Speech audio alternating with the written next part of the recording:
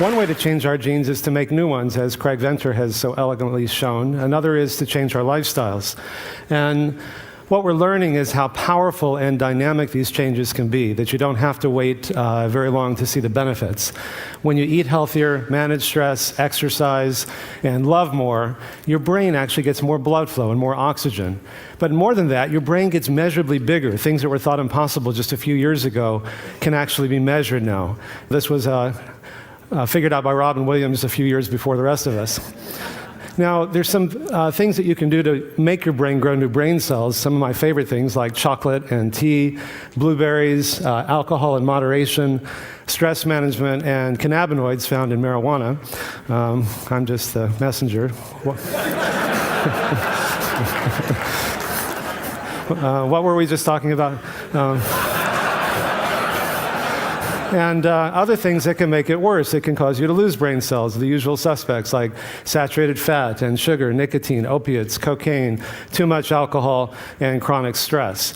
Your skin gets more blood flow when you change your lifestyle, so you age less quickly. Your skin doesn't wrinkle as much. Your heart gets more blood flow. We've shown that you can actually reverse heart disease, that these clogged arteries that you see in the upper left, after only a year, become measurably less clogged. And the cardiac PET scan shown in the lower left, the blue means no blood flow. A year later, orange and white is maximal blood flow. We've shown you may be able to stop or reverse the progression of early prostate cancer, by extension, breast cancer, simply by making these changes. We found that tumor growth in vitro was inhibited 70% in the group that made these changes, whereas only 9% in the comparison group. These differences were highly significant. Even your sexual organs get more blood flow, so you increase sexual potency.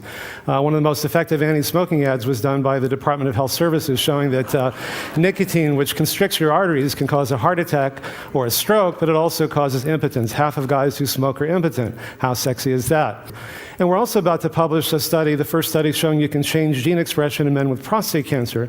This is what's called a heat map, and the different colors, and along the side on the right are different genes.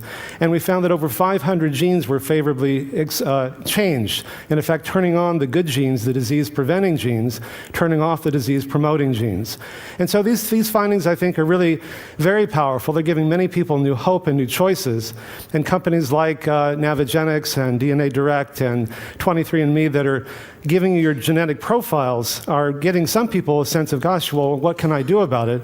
Well, our genes are not our fate, and if we make these changes, they're a predisposition, but if we make bigger changes than we might have made otherwise, we can actually change how our genes are expressed. Thank you.